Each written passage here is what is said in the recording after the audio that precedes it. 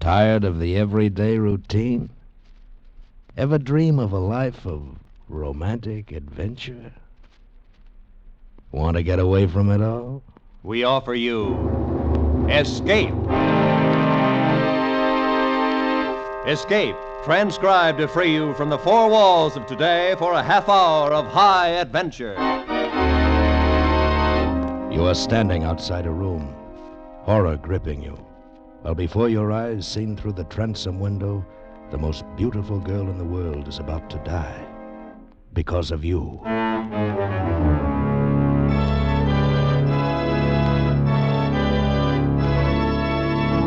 Today we escape from reality with the fascinating story of a girl who lived a weird second life, as John Jessel told it in his gripping story, The Adaptive Ultimate.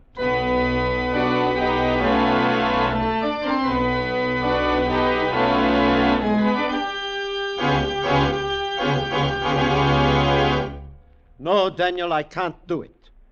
You have a very interesting theory, It's but... more than a theory, Dr. Bach. I've proved it. It works. I tried my serum on tubercular guinea pigs, and it cured them. They adapted themselves to the tubercular bacillus and live. I tried my serum on a dog with rabies. He adapted himself, too.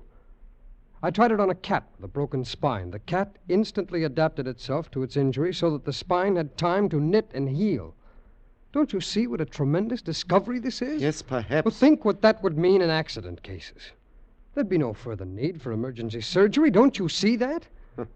No matter what the condition, the injury to the body, a mere injection of my serum would permit the patient instantly to adapt himself to his condition and live. No matter what his injury. Exactly. A serum made from insects. From a common fruit fly, the most adaptable of living organisms. Tear off a wing and it grows a new one. Tear off its head even. Stick on a new head and that too will adhere in time. Think of imparting that same adaptability to human beings. To grow new heads, it has merit. Oh, now, please, Dr. Bach. All right. No, seriously. I know this may be a great thing, but to permit you to experiment on a human being, no, the most I hopeless case you can find, Dr. Bach. Someone already doomed. Well, if someday I discover in the hospital a hopeless case, understand it will be hopeless. I understand. And if the patient shall consent, then you will have your human guinea pig.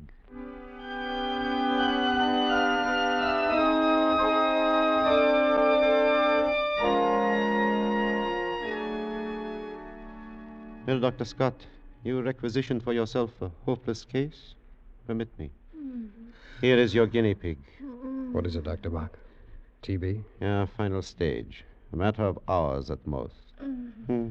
She might have been attractive once, but now, hair like string, skinny like a skeleton, and flesh like wax. Dr. Bach, you call this a fair test? I said hopeless, but I didn't say a corpse. The lady is returning to life, such as it is. Well, Dr. Scott, I regret I have not a more palatable subject for your experiment, but this is what I promised, a hopeless case. It's all right, I'll try it. Oh, what's her name? Let me see, it's on the chart here. Zelas. What was that? Her name is Kira Zelas. Oh. Young lady. Permit me, I am Dr. Hermann Bach, Chief of the Staff, and I would like to introduce one of our promising young doctors. He wants a date, I suppose. Miss Zalis. Hello, Brown Eyes. What? Your eyes are brown, aren't they? Miss Zalis, you see, I've perfected a serum. I like brown eyes. This serum might help you, but it has never been tried on a human being before. Well, I thought if you have no objection... What are the odds? Odds? Well, actually, you've everything to gain. And nothing to lose. Well? How right you are. Okay. I'm all yours, Brown Eyes. Go ahead. Experiment away. Dr. Bach, prepare her arm.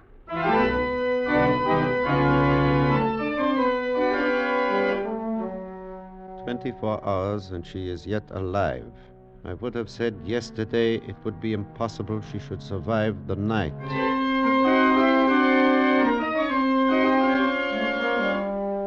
So it is now 48 hours, and she actually seems better. But miracles such as this have happened before, and without serums.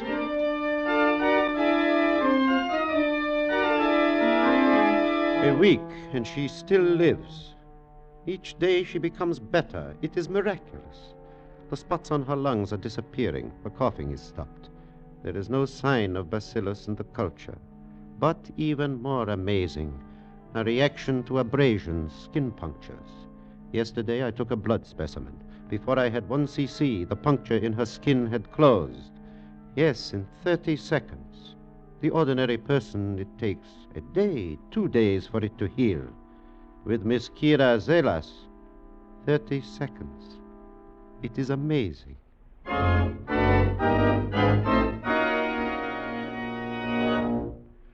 Then I will not dispute it. Your serum has worked a miracle. She is cured. And now I must just discharge her from the hospital. Oh, Dr. Bach, You had forgotten that time must come sometime, But you see, I must. She is cured, and we need the room. Well, yes, I know, but...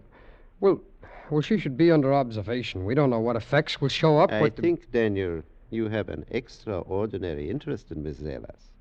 So I have asked her to come here. She is outside. Shall we invite her in? Why, yes, of course. Send in Miss Zelas, please.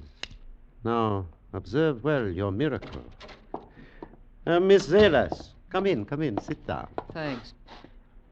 Oh, hello, Brown Eyes. Hello, Kira. I have sent for you, Miss Zelas, because I have good news. Today I am discharging you from the hospital. Oh? Yeah? Today you are free to go. That pleases you? Madly. Kira, you have people, perhaps? A family? Aren't we all brothers and sisters under the skin? Miss Zelas, I will come to the point.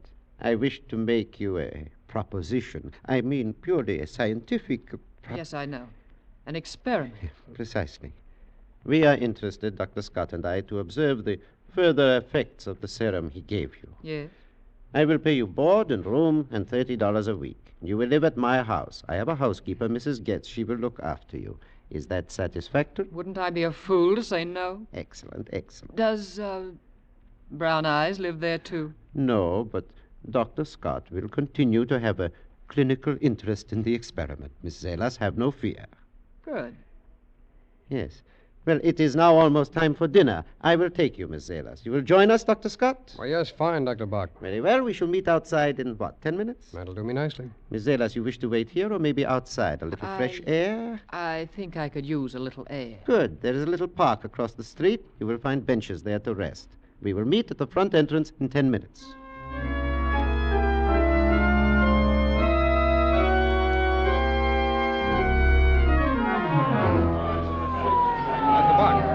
Dr. Bach, what is it? What's the matter? Some sort of commotion across the street in the park. Oh. Where is Kira? Well, I thought she'd be here with you. Perhaps she is still over there in the park.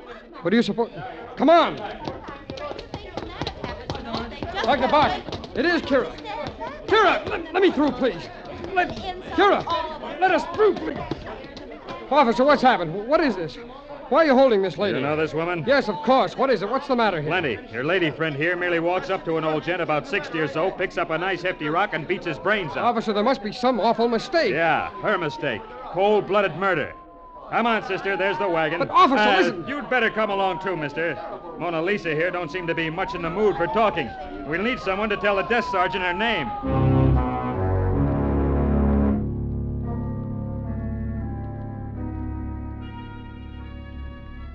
Kira, this is terrible, seeing you here like this. I've got to get you out of here. I've got to help you. It's not so bad when you're here. Well, listen, this is all a terrible mistake. If you'll tell me what... Mistake?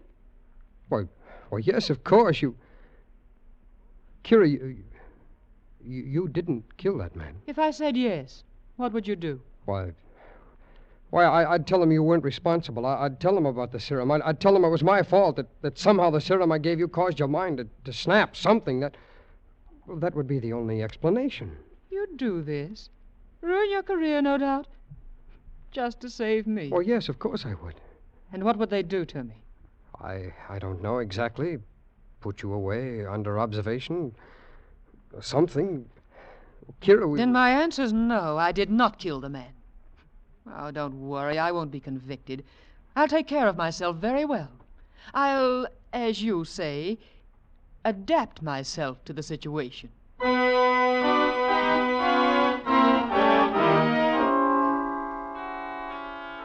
All right, now, Mr. Salvatore, continue. Tell the court in your own words precisely what happened. This old man, you see, is buy circus peanuts from me every day. For months, every day. And this one day, he pull out his pocketbook, his billfold, and I'm a look, it's stuffed with the bills, the big money. He say, Salvatore, can I make a change for $20? And I'm a laugh. I'm say, Mister, I'm a peanut man. You take the peanuts and you pay me tomorrow. He said, thank you very much. He turn around, and then here's this dame, she pick up, it's a great big stone, and it conks him. It's a murder. I object, Your Honor. Objection sustained. Continue, Mr. Salvatore. Oh, she nothing more to say. This dame, she bend over and she reach in his pocket to take the money. I'm a grabber, people come, police come, and Mr. Salvatore, can you describe this young lady to us? Oh, see, I remember her very well. She's skinny. She's ain't no beauty, you know. You got the black suit, the brown hair, eyes, don't know, dark, you know, maybe brown or blue. Thank you, Mr. Salvatore. Your witness. Mr. Salvatore, you say that the young lady, the assailant, had brown hair and dark eyes? See, brown hair, dark blue eyes. And do you see the young lady in the courtroom? Oh, see, she's a sit right to... What's the matter, Mr. Salvatore? Are you pointing at Miss Zalis? See? May I ask the defendant to rise, please? Miss Zalis, will you kindly remove your hat, please? Dr. Bach, look. Mama. Her hair, it's become the color of aluminum. Your Honor, I submit that this defendant does not possess dark hair, nor, if you will observe, dark eyes. I am prepared, therefore, to submit a lock of her hair to be tested by any chemist the court may appoint to prove that the pigmentation is entirely natural. Now, Mr. Salvatore, do you still say that this is the young lady you saw in the park? I'm think she's... Is she? Mamma mia, no!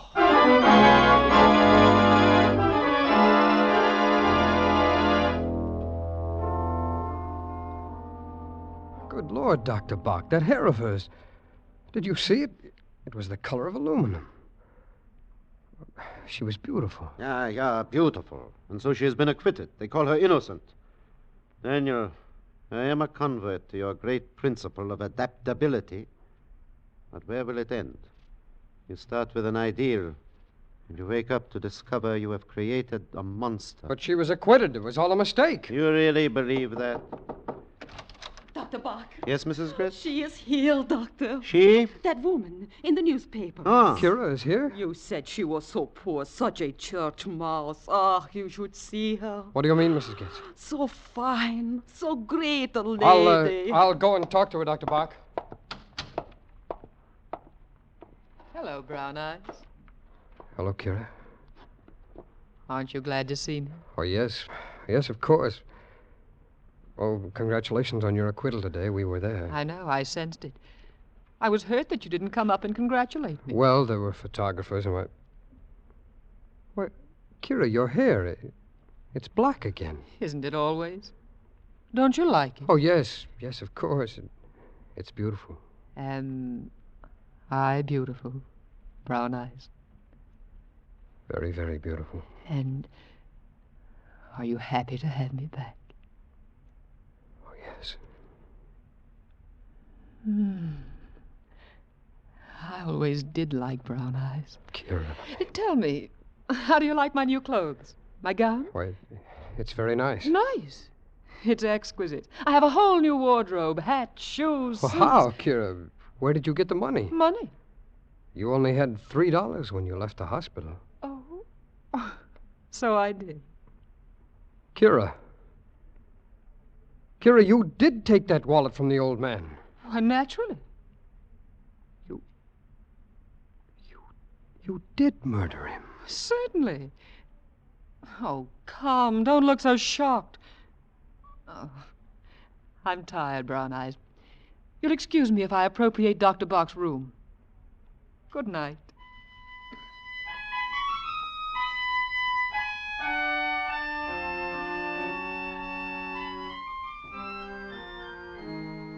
Dr. Bach, we've got to do something. Yes, Daniel, we do. I haven't slept a wink all night trying to think of what we can do. I've been here in the laboratory all night. I think I know. What? This serum of yours, it has accomplished a miracle, yeah. It is the adaptive ultimate. Changes that take the ordinary person days or months, she accomplishes instantly. She walks into the sunlight, she is tan. She walks out, she is pale again. When she is in danger, she adapts. She could survive the electric chair, the hangman's noose. She was in danger in the courtroom. She adapted. She changed her whole appearance at will, so she could not be identified. Yes, I know. Oh, you must not blame yourself. You could not know what you were creating. Now, this morning, I operated on one of your guinea pigs. I found this. The pineal gland hypertrophied. That is what causes it. Well, then we could operate and maybe change her back. Yeah, but she can adapt to anything, anesthesia included. How can we operate? Unless we get her consent. Well, perhaps. Oh, you are dreaming, Daniel. Do you really think she will consent now? Now that she has power? Perhaps more power than any human being ever possessed before. Power for evil. And she has already killed one man, remember. But if we watched her, Doctor, kept her under guard. Yeah, again, Pygmalion falls in love with his Galatea. No, Daniel, no. She must be destroyed. We must perform surgery at once. Well, she'll die. She will go back to what she was, with but a few hours to live. It is best, Daniel. Yes, I suppose so. Yes? Yes, Mrs. Getz? Hmm? Danke. What is it, Dr. Bach? And so perhaps she is also telepathic. She sensed what we were about to do, and now it is too late. What do you mean? Miss Zelas is gone. Disappeared.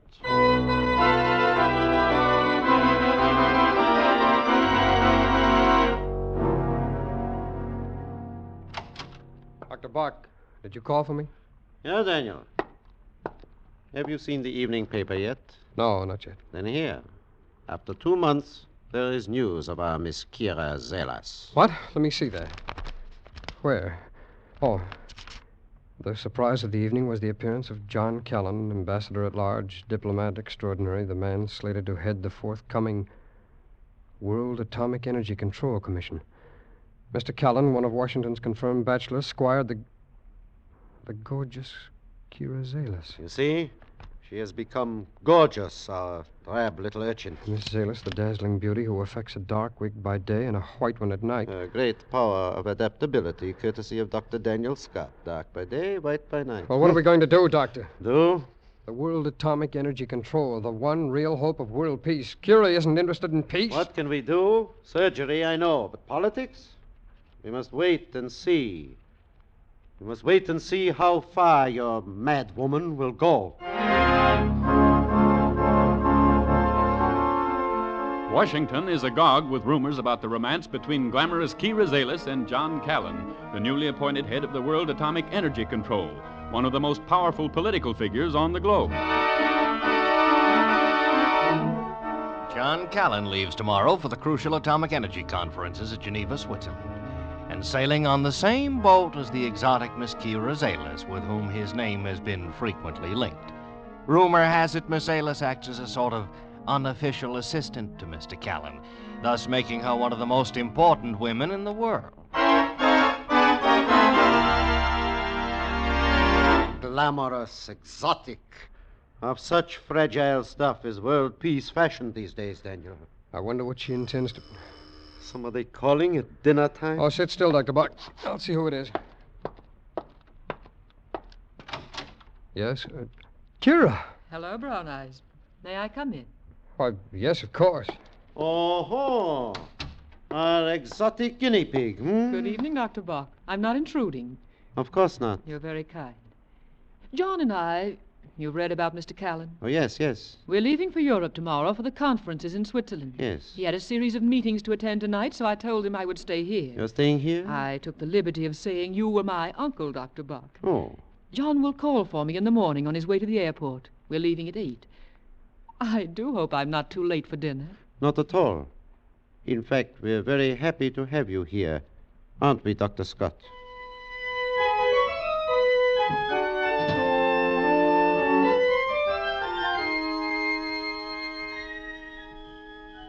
Kira, Hello, Brown Eyes. what are you doing out here in the garden? Waiting for you. You knew I'd follow you? Of course. Have you missed me? You know I have. Oh, Kira, listen to me. Do you love this John Callan? When I want love, I'll come to you, Brown Eyes. Well, then why? What is it, money? Money? I don't need money anymore. What does an empress need with money? Empress? That's what you've made me. The most powerful woman the world's ever known. John Callan. He's supposed to be important. But in my hands, he's clay, to be molded as I wish. Do you see what that means? Yes, I see. You hold the fate of the world in your hands. Exactly. To do with as I want. And I shall. Would you like to rule the world with me, Brown Eyes? Kira, you're evil. What is good? What's evil? Come here, Brown Eyes. Look at me. And forget such things.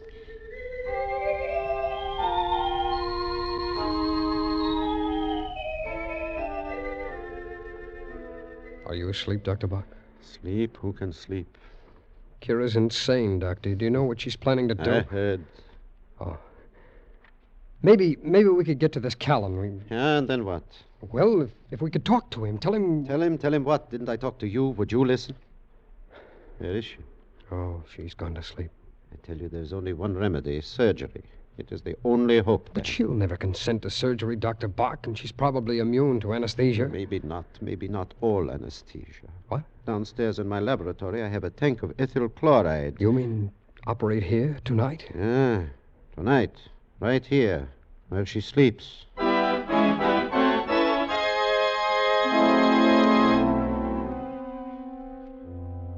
right, then. Now stop staring down at her. Pour the anesthesia onto the cone. Hurry. That ought to be enough to anesthetize an elephant. Onto the face, quickly. All right. Stand tightly. Hold it I'm close. trying. She's forcing my hands. I can't hold her. She's too strong. You fools! Did you think you could make me unconscious? You were going to operate on me. Is that what you were planning? Or were you going to slit my throat with that scalpel?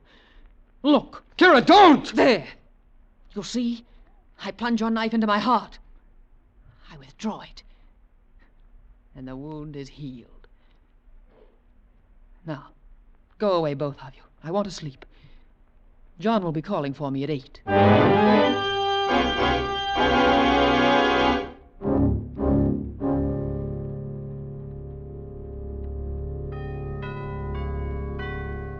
Past 5 in the morning.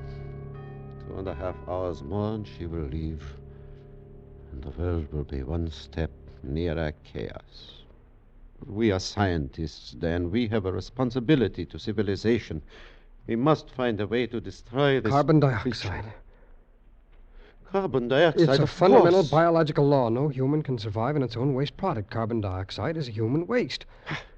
Dr. Bach, if we could fill the room where she's sleeping with carbon dioxide, she'd become unconscious. You could operate then. Who are you calling? The hospital. I will have them send over 2 tanks of carbon dioxide. Do you think it should work then? We must try anything. Hello, this is Dr. Bach. Let me talk to surgery. Now hurry, it is an emergency.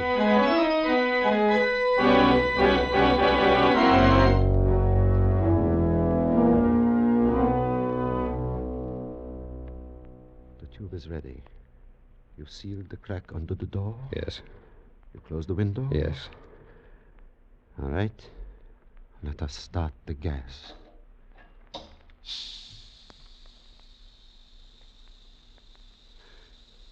Oh, then, through the transom above the bedroom door, You will be able to observe her reactions. You placed the lighted candle inside the room? Yes, Doctor. I left the candle on the table. Observe it carefully. All right. When it goes out, your Miss Kira Zelas should be unconscious. Dan, can you see inside the room from up there? Yes, Doctor. Candle is flickering, Doctor. Wait. No, it's still flickering. It's just gone out, Doctor. Excellent. It means there is now a concentration of 8 or 10% carbon dioxide. The average person would long since be dead. Doctor. Yeah, Dan, what? Oh, just a minute. Yes? She's breathing much more quickly now, convulsively. Chain stroke breathing. She's opening her eyes now. What? She's getting up. Getting up? She's staggering. Holding her throat, Doctor. She's gasping. She's moving toward the door. She's trying to unlock the... So. She's seen me. She's trying to... Well. What is it? She's collapsed. It's over.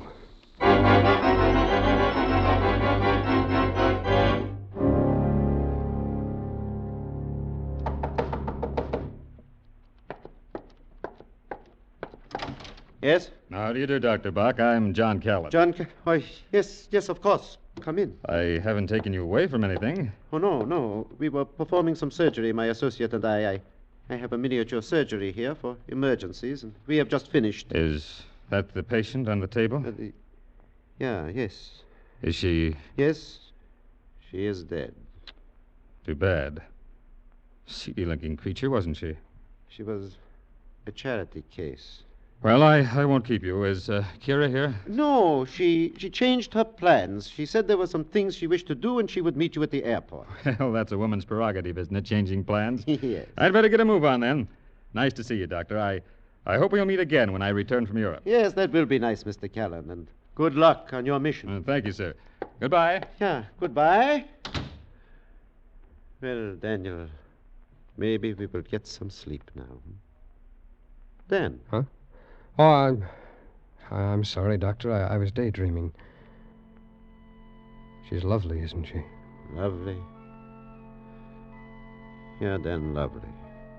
May she always be in your memory.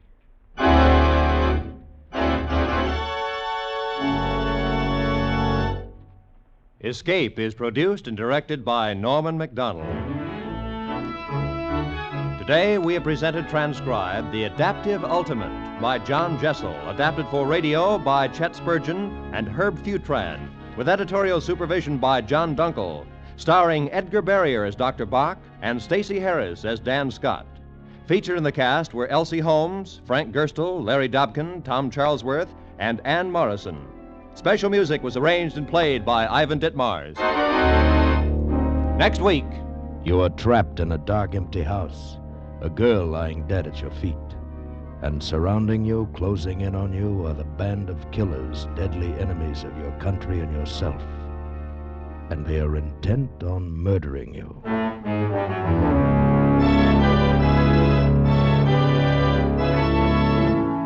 Next week, we escape with the famous story Confidential Agent by Graham Greene. Be sure to tune in at this same time next week when once again we offer you Escape.